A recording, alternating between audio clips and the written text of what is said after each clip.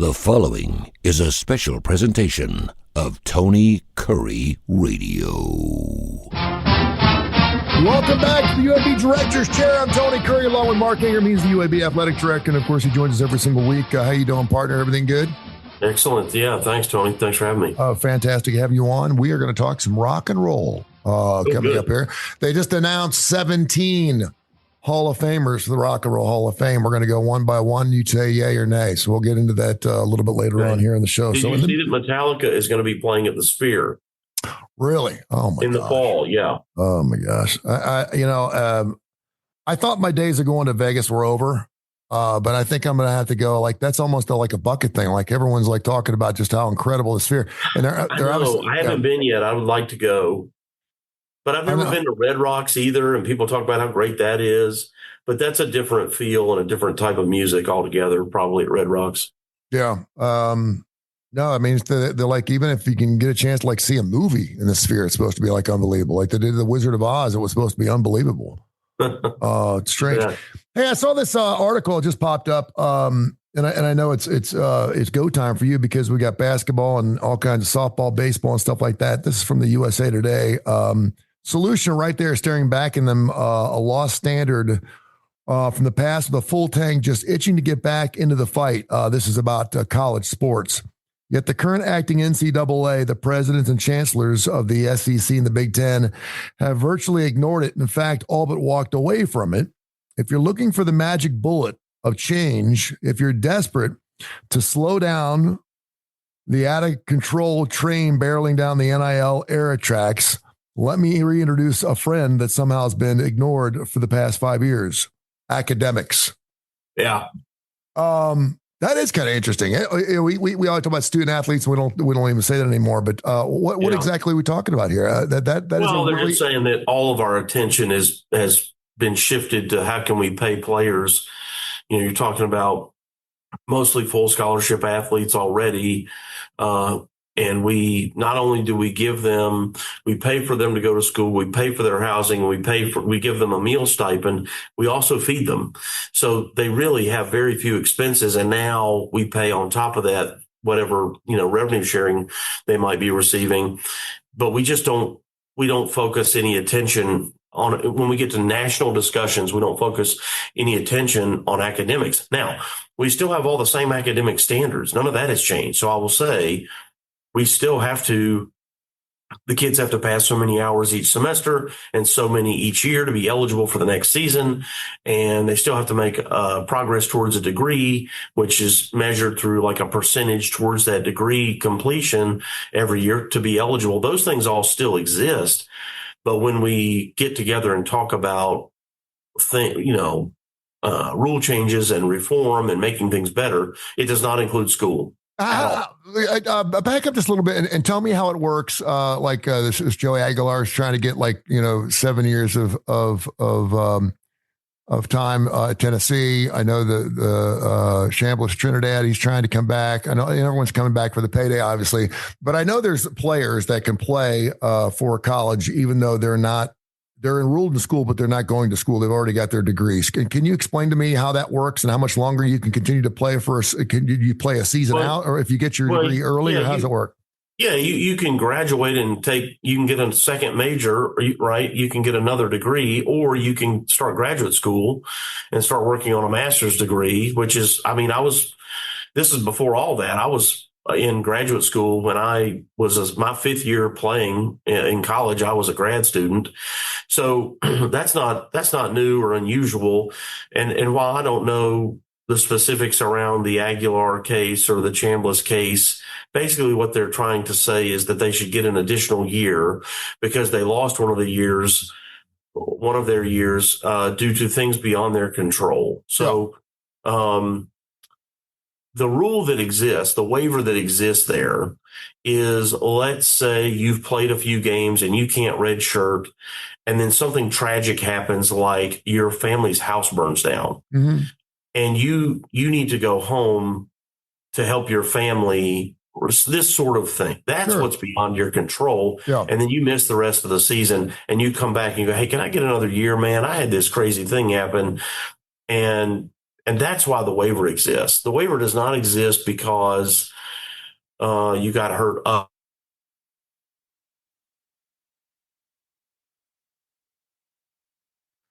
I redshirted normally, and then I was playing my 4 years. And then in one of those 4 years, I had a catastrophic sort of injury that I didn't get to finish the whole year. Could I get that year back?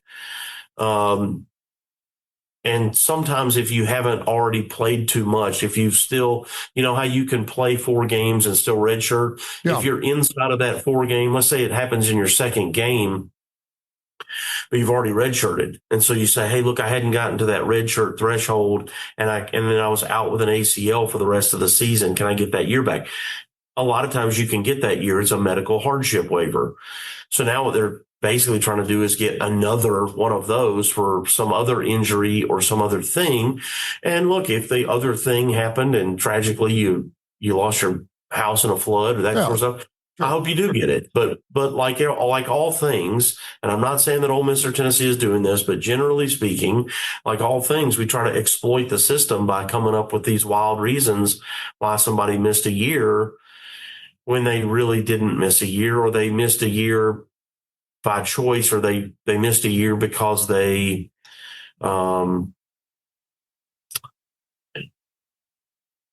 beat out. Yeah, they got beat out. The real truth is they didn't play because they weren't as good as the other person playing. Your thoughts on the Bediako situation? He came back again. I guess this is the third time. He got shot down again. Can you explain to me as an athletic director what it would be like if this was your basketball team, just from a distractionary standpoint? Because I'm getting to the point where if I'm in the locker room, I'm not. But if I was in the locker room, I don't want this kid coming back. I'm sorry. He's taking playing time away from other kids. And he seems like he's getting a lot of attention. We're sitting there at about a 4 or 5 seed. We feel like we can win without him. But can you just talk about how they may be feeling there? Yeah, I mean, I can't speak for those kids in that locker room. But to your point, I would imagine that there is a lot of, man, is he back or not? Yeah. If he's going to be back, let's prepare and play like he's back. If he's not, we need to get ready to play without him. The rule apparently has been in existence for a long time. But I think most people agree that we've got to find a way to start obeying the rules. And that's what comes back to Congress intervening to give us antitrust exemption to allow us to enforce rules. It has been brought up to the attention of many that there are a lot of basketball teams, including one Auburn player who did play in European leagues that are playing college. The difference is Bediako actually played college ball first. Yeah. Then he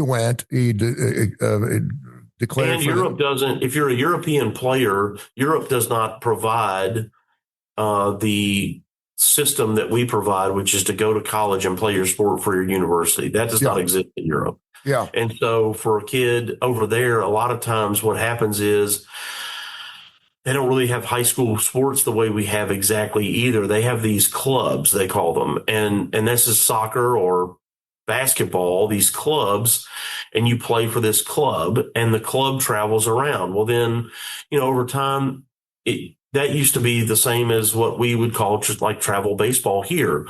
Well, over time, it's turned into more like what we have as AAU here, which is the club has sponsors, and that sponsorship includes travel money for all the team. And and it doesn't mean that the kid is profiting so much as they're not coming out of pocket on expenses for travel. Yeah. And for uniforms and for meals while they're traveling and this kind of thing. And so it becomes somewhat modestly professionalized.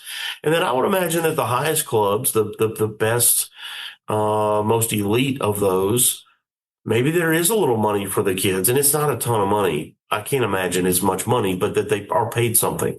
Yeah. And so that system, though, that's just all they have. They can't at age 14 just go, hey, I think I'm going to be pretty good at basketball, so I'm going to move to the United States. Yeah. They can't it's just the ability to do that, the wherewithal to do that is not reasonable. And so we've had to modify some rules to where some people like that have been able to leave what they call technically professional basketball and come over here, but it's not really professional basketball, but they have been paid something. Yeah. It's very different than what you're describing, where a kid started in college and then he went and played for the American version of, I mean, it's in the NBA, it's the G League, you know, and play in games and be paid and then come back. I don't think that's ever happened before. Yeah. Info at TonyCurryRadio.net, info at TonyCurryRadio.net. If you want to send us your emails, we always get to those as well. Can you please tell me what in the world's going on with that basketball team of yours? I just, it's just amazing. It's so fun. They set a record, I guess, their 8th consecutive road victory against Memphis this past week, which obviously 8 or 9. I thought it was 9. Was it 9? I don't know. I lost count after about 5 or 6. It is a bunch. Something that this program's never done before. What is it? What is it? Us against the world?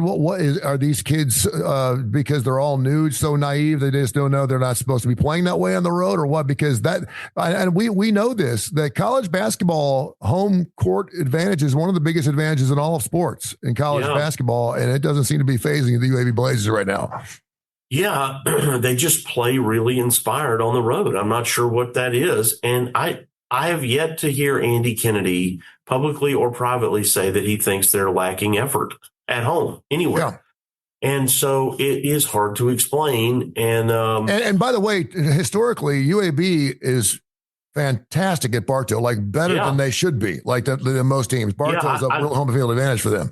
I don't want to bring it up because it's a negative statistic, but how long it's been since we lost this many games at home? It has been a long time, and yet we've now won the most conference road games in school history, and it's just a bizarre situation. But right now, Tony, we find ourselves ranked 4th in the league, and the way the conference tournament works, there's 13 basketball playing members. Mm-hmm.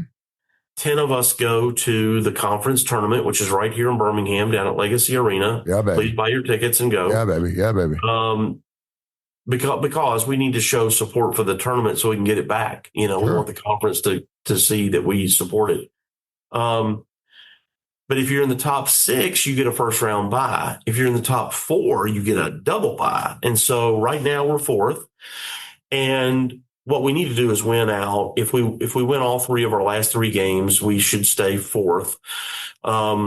If we win 2, then it would depend on what other people do, right? Yeah. So you'd like to take that chance out of it and just go win. Just go play and win, and then you're in control, because getting that double bye, and coaches will debate this a bit, but I think they all settle on having a bye is better than not. Some people will say, man, when you get a bye, whether it's 1 or 2 games, the team you're playing has already played, and they've already seen the ball go through the rim in the arena, and they probably are going to walk in with more confidence, having played there and won yesterday. But there is a fatigue factor, and that's just undeniable. And the more games you have to play in a row, the more fatigued you're going to be, and that's just, like I said, it's undeniable. And your odds are better. The fewer games you have to play to get to the championship, your odds are better. And people obviously know that I'm a UAB Blazer fan, so they're like, okay, so obviously they're going to be sniffing 20 wins again, as they always do every single year. They're in, right? And I'm like, no. It's not Conference USA where it was a 1-bid league. It seemed like every single year. Yeah. But if they do run out the table, and that would be impressive, do you still believe they have to win their conference tournament to get a bid? To the NCAA tournament? Yeah. Oh, for sure. Yeah. Okay. Yeah, for sure. I think the NCAA for sure. The NIT is interesting. I mean, if we win out and we get to the championship game again and then don't win the championship, I think there is a possibility you get to the NIT. Oh, yeah. I mean, I think that was just what happened to us last year, and we didn't think we would. It was a surprise, frankly. And we were in Fort Worth, and we left Fort Worth thinking that the season was over. And we landed in Birmingham, and one of our coaches sees on his phone, he goes, "Hey, look," and he shows his phone, and it says UAB, NIT. And Andy looked at me and he says, "Did you strike some deal with them while we were on the plane?" I was like, yeah. I don't know. Oh, there you go. More basketball. That's great, man. That means more home games. That means everything for the NIT. Hey, listen, you take the NIT. Well, let's scoot the NIT on the back burner for right now, and let's look forward to those other four letters, and that'd be NCAA. See if we can pull that off first. You mentioned when we first got on here that you are a busy man right now. You got a lot of things going on. You know, the grapefruit and the cactus leagues in Major League Baseball are getting underway. My Cincinnati Reds are starting to play again. I know it's about go time, man. The pitchers and the catchers have reported, but man, it is all out when it comes to softball and baseball in college right now. How the Blazers doing? Yeah, so we're finishing up men's and women's basketball while it overlaps with the start of baseball and softball season. It's also our beach volleyball season, and we'll finish. We've got the indoor track American Conference Indoor Track Championships at the Crossplex this weekend, and then we start outdoor track, and we'll have a meet here that we host. You just have a lot happening all at the same time, and it's a real. These overlapping times are real strenuous on a relatively small athletic department, which is who we are. But baseball and softball start off pretty well. They're both 500. Which in the non-conference is good because we usually play, softball played Tennessee, they're number one, and Ole Miss, and baseball has played Florida and Cincinnati. And we stole a game from Florida, which was down in Gainesville. And then we split a 4-game series, which is unusual. We split a 4-game series with Cincinnati, who had just beaten, I think they swept Auburn. I can't remember if they beat them 2 out of 3 or if they swept them. I swept them, I think, yeah. Yeah, they came off of that and came up here to play us, and we took the first 2 games. So had it been an ordinary 3-game series, we would have won that series. Yeah. But so we're starting off the season really well there, and we'll see how it goes. Like anything, you're trying to refine and get your team, playing inspired. But those 2 seasons are long seasons, and you got to keep your arms healthy and that kind of thing. So, hey, we're hitting the ball pretty well. If I think about baseball, they're hitting the ball pretty well. Softball needs to pick that up a little bit, but I feel like they are now that they're getting at the plate and they're facing other pitchers. You just got to get used to that, challenge. Yeah. All right. UABsports.com, UABsports.com for tickets and everything it is UAB Sports. Go Blazers and check out UABsports.com. It's a fantastic site. Check it out. All right. Rock and Roll Hall of Fame. Have you heard the list of 17? No. 17. Seems like a long list. Inductees. It is a long list. 10 of them have been are repeats that are coming back. So what's that? Wait, you said repeats. What do you mean? They've been nominated before. Oh, but they have not gotten a chance. And basically, the Rock and Roll Hall of Fame has turned into a music Hall of Fame. Well, yeah, it's always been a music Hall of Fame. I mean, if you call it if you call it the music Hall of Fame, that's boring. It's got to be rock and roll. Rock and roll kicks ass. Rock and roll, brother. You don't play music during halftime. You play rock and roll during halftime. It's rock and roll. Is Kenny G going to get into the Rock and Roll Hall of Fame? He should. Dolly Parton got in. I mean, right?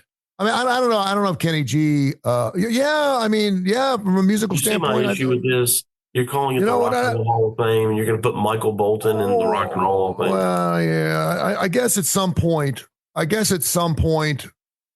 like Liberace. I guess at some point you'd have to say Liberace. When's he going in? At some point you'd have to. Well, it's not about them not being. Is Pavarotti getting in? I mean, we got Wu-Tang Clan. They're up to get in. I mean, okay. All right, here we go. Jeff Buckley. You know who Jeff Buckley is? No. Jeff Buckley, a lot of people didn't know who he was. Drowned mysteriously, jumping off a bridge at the age of 30. Had only a couple albums out. Really kind of surprising that his name showed up here. And I think a lot of people don't even know who Jeff Buckley is, but was evidently on the cusp of doing some wonderful, great things in the music world before he left. Phil Collins. Slam dunk, yeah. 8 number ones. He is one of only 3 individuals to have sold 100 albums in a solo effort and also with a band. Can you name the other 2 guys? Sting? No. Ooh, that's good, though. Sting is not in as a solo act yet.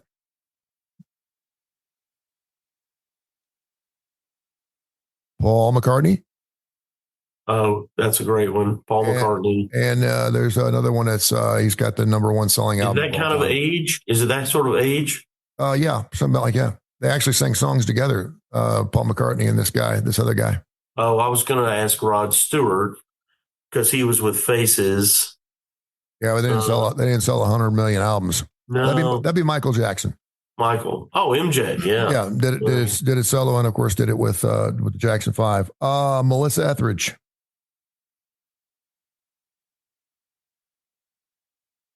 Hello. I heard you. Yeah. Okay, I'm taking that as a no. Lauryn Hill with Fugees.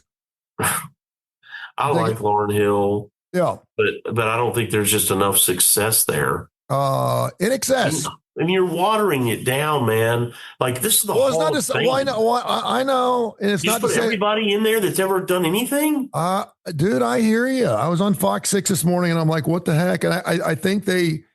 I like the fact that they throw a lot of people out there just so we've got something to talk about. I think that's why they do it. Okay. Because it doesn't just because you're being nominated doesn't mean you're going to make it in. But I will say this: if you're nominated for the Hall of Fame, that carries some weight.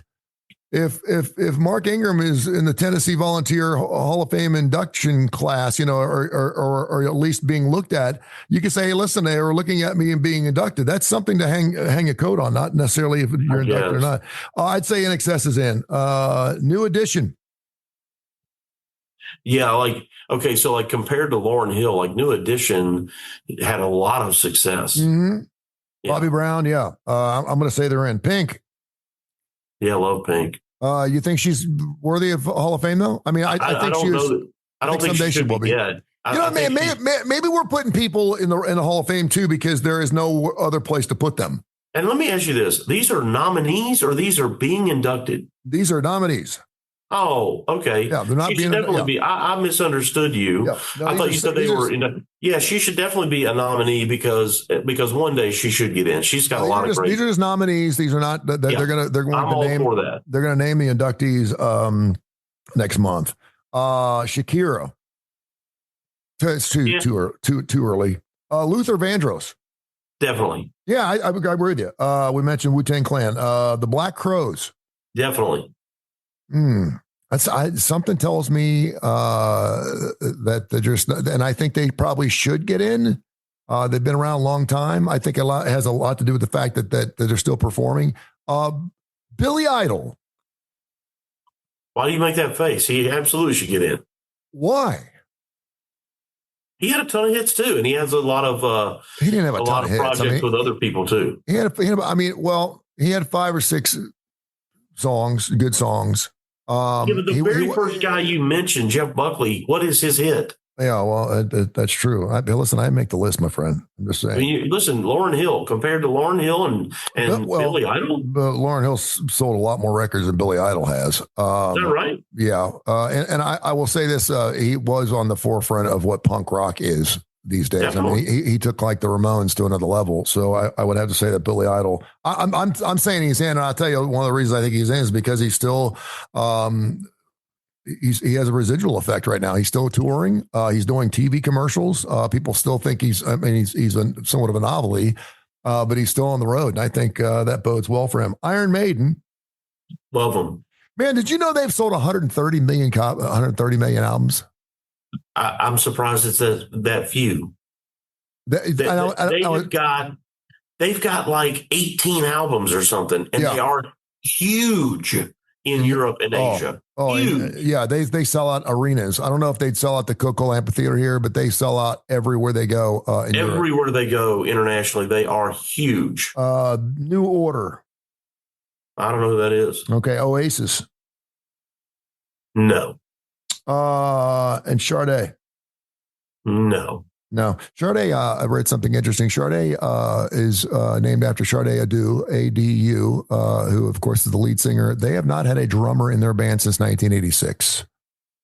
They fired their drummer, and they just never brought her. And so they just have studio people. They've never had a drummer in their band. Isn't that wild? Like you were like, they don't use drums. Well, they don't use drums a lot, but yeah. Here's what I would say on her is that I don't know enough about her. Is she by chance, like, does she produce or write music? Yeah, she does. Okay, well then maybe she's written a lot of stuff that I'm just not aware of. She's a smooth operator, man. I know that, but that's literally her only song, and has she? But maybe she does a lot of other things, So let me throw out some that are not getting a sniff this year. That we do this every year. Joe Walsh. Joe Walsh is interesting. The Eagles, I'm certain, are already in, right? Surely the Eagles are already in. Yeah. And I could see Joe as an individual having a hard time. Is George Harrison in? George Harrison is in, yes. And I think George had more success than Joe. Probably not a lot more, but more. Yeah. He had quite a bit more than Joe did. And I think Joe was kind of like, he was the one that was trashing the hotel rooms, and he was kind of funny, until he came out with like The Confessor. Robert Plant, that one blows me away. Robert Plant should be in the Hall of Fame, period. Yeah. And he's still touring with Alison Krauss. America.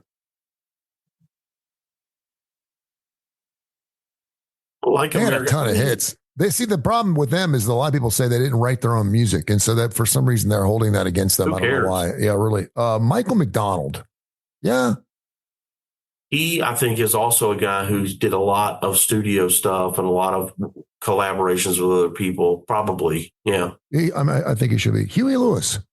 Definitely. I agree with you there too. Garth Brooks. Yeah. Toto. So if it's music, Garth should 100% be. Again, I know they have a country music Hall of Fame, correct? I'm assuming they do. I think you'd probably in Nashville. It's got to be, right. And did you say Toto? Yeah. Oh, 100%. Yeah, I agree with you. Boston. 100%. They only had 3 albums, but they changed the music. They changed. They changed 3 great albums, though. Yeah, they changed everything. Styx. Definitely. Jethro Tull? Yes. Yeah, I'm with you. Yeah, see, we have a bunch more that we can. And the thing is, they're going to continue to add. You just have to have 25 years of experience, right? So now we're starting to see bands like that came out in 2001 that are after the Rock and Roll Hymn. Pink has 25 years. But. Yeah. Mm-hmm. So, we got bands that are going to be coming out in the 2000s that are going to be up for the Rock and Roll Fame, which just sounds ridiculous. Are you going to put Britney Spears in? You know what? That's a great point. I think Taylor Swift. Taylor Swift. Taylor Swift, I totally get. I have no issue there. I think you'd have to look at Britney Spears. I think you would. If that's what they're doing. I hear you when you talk about the Rock and Roll Hall of Fame. I understand a lot of people are like, well, that ain't rock and roll. Phil Collins towards the end of his career, he wasn't rock and roll either. He was singing Walt Disney songs. You know what I mean? But he was still with. So I can't. But when you're so big, like Dolly Parton or Garth Brooks, you should at least have a wing of the place. Maybe you're not inducted into the Rock and Roll Hall of Fame, but you certainly should. It's like Pete Rose at Cooperstown. He's not in the Hall of Fame, but he's got a whole wing dedicated to what he's done on the baseball field. So I don't know. Yeah. All right, my man. Thank you so much. We'll catch up next week. Go get some sleep. Go pull some winners in there for us. When's the AAC tournament in Birmingham? When does that start? Yeah, it starts March the 10th, and we want to have a good showing. So, look, we've got a basketball game at home on Sunday at 11 a.m. Okay. That's TV. Sorry, folks. And then the following Sunday at home against East Carolina at 2 o'clock. That will be March the 8th. That's our last home game. And then we start the tournament on March the 10th. So please cheer on our team. Help us try to figure out a way to win these games, these last 3, and 2 of which are at home that we need to win. And then let's go, make some noise in the tournament. Sounds good. We'll be there. Appreciate you, man. Thank you. Thanks, Tony. See you guys. This has been a special presentation of Tony Curry Radio.